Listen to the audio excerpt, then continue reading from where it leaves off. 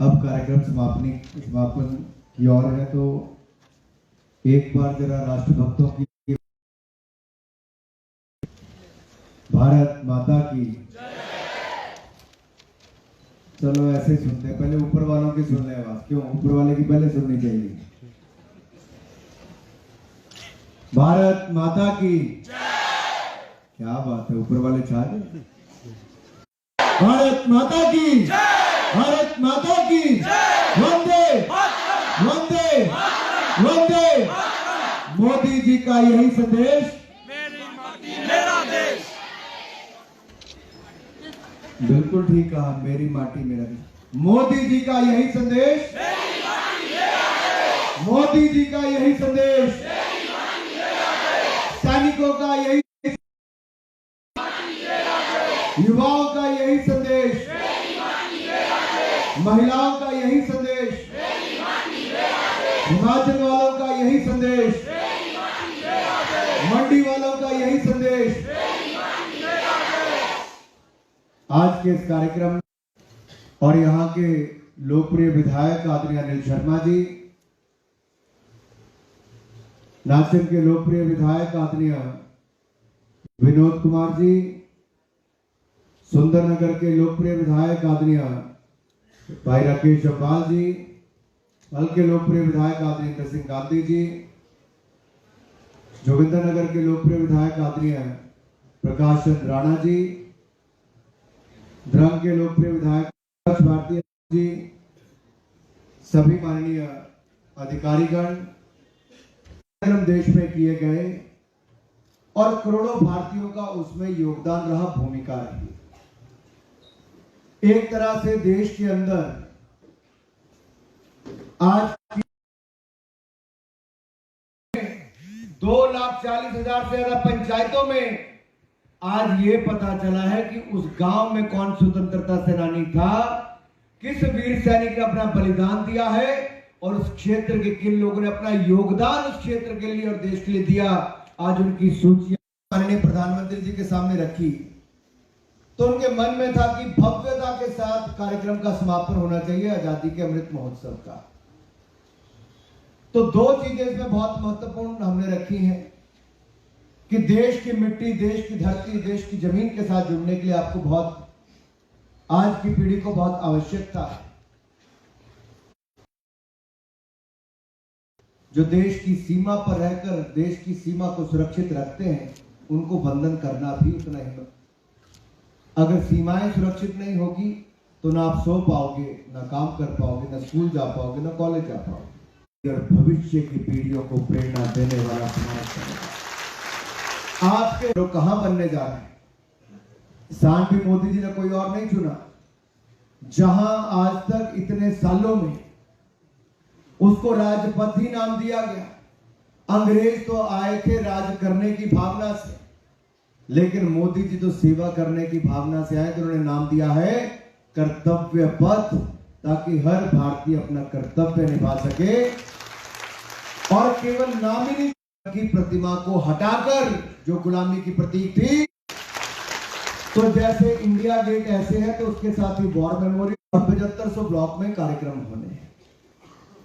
हमारे यहाँ के मंडी जिला के भी सब ब्लॉकों के कलश आएंगे, जो एक एक दो दो, तो बड़ा सोच समझ के बात आपके सामने कर रहे हैं। 2004 में जब अटल जी की सरकार चलेगी, भारत तब भी 10वीं और 11वें नंबर की अर्थव्यवस्था पर खड़ा था। 10 साल डॉक्टर मनमोहन सिंह, सोनिया गांधी जी की सरकार ने 10वें नंबर पे ही रहे, लेकिन 9 वर्षों में नरेंद्र मोदी जी ने हमारे भारत को 10वें नंबर की अर्थव्यवस्था से दुनिया की 5वें नंबर की अर्थव्यवस्था बना दिया। मैं देख रहा हूं जो मेरे युवा साथियों कितने खुश हुए कि 10वें नंबर से हम बढ़ के 5वें नंबर पर आए। मेरे बाकी भाइयों जिनको कुर्सी नहीं भी मिली, मैं उनको बताना चाहता हूं 5वें पे रुकने वाले नहीं है। अगले 3 सालों में दुनिया की तीसरी सबसे बड़ी अर्थव्यवस्था भारत बन रही है। और जब अर्थव्यवस्था बढ़ती है, आपके संसाधन बढ़ते हैं, तो गरीब कल्याण के ऊपर भी खर्चा ज्यादा होता है। मैं गरीब कल्याण की योजनाओं के विस्तार में नहीं जाऊंगा, केवल इतना कहूंगा, कुछ लोग नारा लगाते थे आजादी के बाद कि गरीबी मिटाओ, गरीबी हटाओ, गरीबी हटाओ। गरीब मिट गया था देश में, गरीबी नहीं हटी थी। लेकिन गरीब मां का बेटा नरेंद्र मोदी जी देश के प्रधानमंत्री बने तो पिछले 5 सालों में ताली किस बात की मारी? अभी तो मैंने बात ही नहीं बताई। पिछले 5 सालों में मोदी जी ने 13.5 टेक्नोलॉजी का उपयोग करके किया। जनधन यही नहीं रुके, आज दुनिया का कोई देश जो नहीं कर पाया, मोदी जी ने 2 सालों में करवा दिया। 46% है डिजिटल पेमेंट जो आप मोबाइल फोन से करते हो, तो पेमेंट हो जाती है और आवाज भी आती है कि पेमेंट हो गई है। ये करके दिखाया है। आज दुनिया के बड़े बड़े नेता, जर्मनी का मिनिस्टर से लेकर बाकी दुनिया के नेता देखने आ पा रहे हैं। ये भारत की टेक्नोलॉजी में टेक्नोलॉजी के उपयोग का भी मैं आपको इस मंच से निवेदन कर रहा हूं। इसलिए कह रहा हूं क्योंकि भारत की सबसे बड़ी ताकत आज टेक्नोलॉजी है और मोदी सरकार की सबसे बड़ी ताकत ट्रांसपेरेंसी एंड अकाउंटेबिलिटी है, पारदर्शिता और जवाबदेही है। और इसीलिए ईमानदार सरकार, ये 4 लेन हाईवे मंडी में बन रहा है, जयराम जी ने यहाँ पे बनवाना शुरू किया। के प्रति मोदी जी का प्रेम है, ये भारत की ताकत है। अगर हम लोग नहीं समझेंगे तो बहुत, और युवाओं को समझना भी है, आगे समझाना भी है। पंच प्रण में मैं भी आपको शपथ तो दिलाऊंगा, लेकिन मैं थोड़ा समझाना चाहता हूं, 1 मिनट के अंदर समझा दूंगा। पहला प्रण है विकसित भारत बनाना, डेवलप्ड इंडिया बनाना। दूसरा है मुक्ति पाना। ये अंग्रेज चले गए, अब उनकी सोच को भी छोड़ दो। और तीसरा है अपने गौरवशाली इतिहास पर, सभ्यता पर गर्व करना। जैसे मोदी जी ने क्या किया, दिव्य भव्य सोमनाथ धाम, दिव्य आस्था के केंद्र नहीं है, यहाँ पे आधारभूत ढांचा बनाकर भी यहाँ पर रोजगार स्वरोजगार के अनेकों अवसर खड़े किए हैं। टूरिज्म 5-5 गुना ज्यादा बढ़ गया सब जगह पर, चाहे आप केदारनाथ, काशी विश्वनाथ, महाकाल लोक से लेकर किसी भी स्थान का आंकड़े उठाकर देखिए, 5 गुना ज्यादा बढ़ा है। ये क्यों हुआ? एक स्ट्रैटेजी प्लानिंग के साथ हुआ। कभी मैं आऊंगा, मुझे 25 तारीख को वीसी महोदय ने बुलाया और ईरा जी ने बुलाया है। मैंने कहा दोनों का प्रोग्राम, एक मनाली और एक मंडी, दोनों इकट्ठा कर लूंगा नवंबर में। तब मैं आपको पीएम गति शक्ति और बाकी चीजों के बारे में बताने का प्रयास करूंगा कि मोदी जी के मॉडल आज दुनिया में क्यों प्रसिद्ध हो रहे हैं। देखिए G20 दुनिया के बहुत सारे देशों ने किया, 20 देशों ने, लेकिन जैसा भारत ने किया, मैं कह सकता हूं ना भूतो न भविष्य, ना कोई कर पाया है ना कोई कर पाएगा, क्योंकि मोदी जी ने उसको देश के हर कोने तक पहुंचाने का काम किया। और दुनिया के जब बड़े बड़े नेता आए तो 55 देशों के अफ्रीकन यूनियन के समूह को मान्यता दिलाने का काम एक ही मीटिंग में संभव किसी ने करवाया, तो उसका नाम नरेंद्र मोदी जी ने करवाया है। और जहां पर मोदी जी खड़े थे, उन नेताओं को रिसीव करने के लिए जब सुबह की बैठक शुरू हुई तो पीछे एक निशान बना था गोल सा, क्या था वो? कोई बता सकता है? एनएसएस की कैप पे क्या है बना हुआ?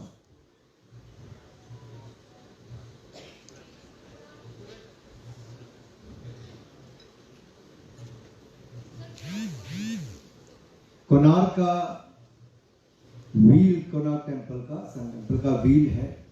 और मोदी जी ने चाहते बैकग्राउंड में कुछ भी हो सकता था, ये दिखाया कि भारत में साइंस भी हमारी संस्कृति के साथ साथ हजारों वर्ष पुरानी।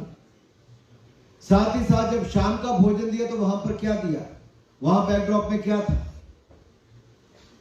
नालंदा यूनिवर्सिटी की तस्वीर।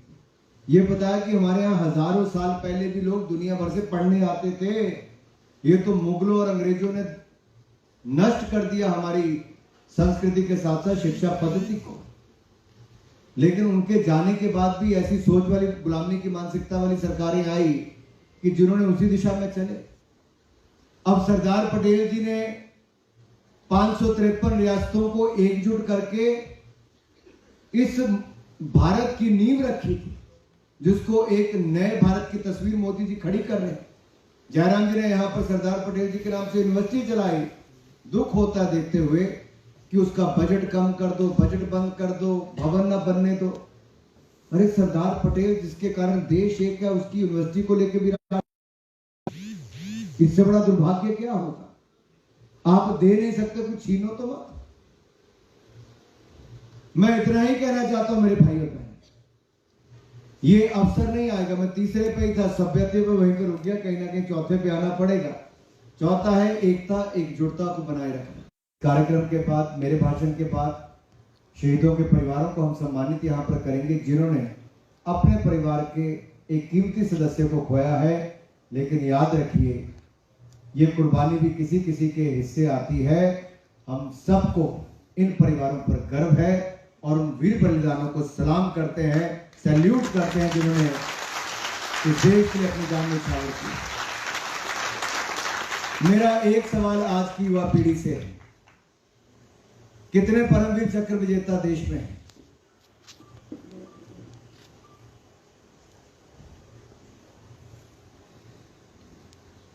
और परमवीर चक्र विजेताओं के नाम पे मोदी जी ने क्या किया?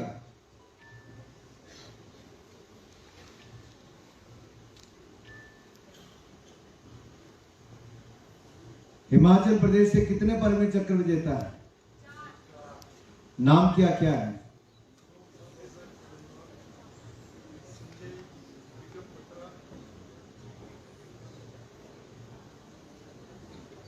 अगर हम अपने आप को देवभूमि के साथ साथ वीर भूमि कहते हैं तो हर किसी की जुबान पर होना चाहिए। देश का पहला परमवीर चक्र विजेता भी मेजर सोमनाथ शर्मा हिमाचल प्रदेश से हुए और अब तक कारगिल युद्ध में सबसे ज्यादा शहादत देने वाले भी हिमाचल प्रदेश के वीर सैनिक हुए। और कारगिल में 4 परमवीर चक्र विजेता हुए, उसमें से 2 कैप्टन विक्रम बत्रा और राइफलमैन संजय कुमार हिमाचल प्रदेश के हुए। कर्नल थापा चौथे हैं और 21 द्वीपों के नाम परमवीर चक्र विजेता के नाम पर रखे, 21 आइलैंड के नाम पे। कई सरकारें ऐसी आई जो एक गेट तक नहीं बना पाई थी, मोदी जी ने तो आइलैंड का नाम ही परमवीर चक्र विजेताओं के नाम पे कर दिया। ये है बलिदानियों के लिए, शहीदों के प्रति सम्मान। सेना को मजबूत भी किया, सम्मान भी दिया। तो मेरे भाई और बहनों, मैं इतना ही कहूंगा, युवा साथियों, जागरूक रहो और जागरूक करो। हम जागरूक रहेंगे तब बाकियों को जागरूक कर पाएंगे। आशा करता हूं आप ऐसे ही काम करते रहेंगे, देश को आगे बढ़ाएंगे और आप सबके सहारे हम सब लोग देश को विकसित भारत बनाएंगे। एक बार फिर शानदार कार्यक्रम के लिए सभी संगठनों का धन्यवाद और जयराम जी का और सभी माननीय विधायकों का मैं आज के कार्यक्रम में आने पर जिला परिषद से लेके मेयर साहब, डिप्टी मेयर साहब, सभी अधिकारियों का, सभी टीचर्स का, सभी संस्थाओं का मैं धन्यवाद प्रकट करता हूं। प्रधान से लेकर जिला परिषद सदस्य कि आप सब आए, आपने इस कार्यक्रम की शोभा बढ़ाई। जय हिंद, जय हिमाचल।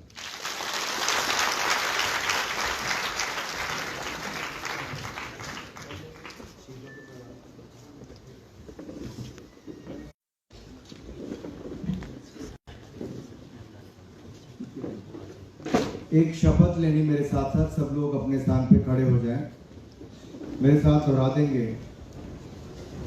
दाहिना हाथ आगे करेंगे,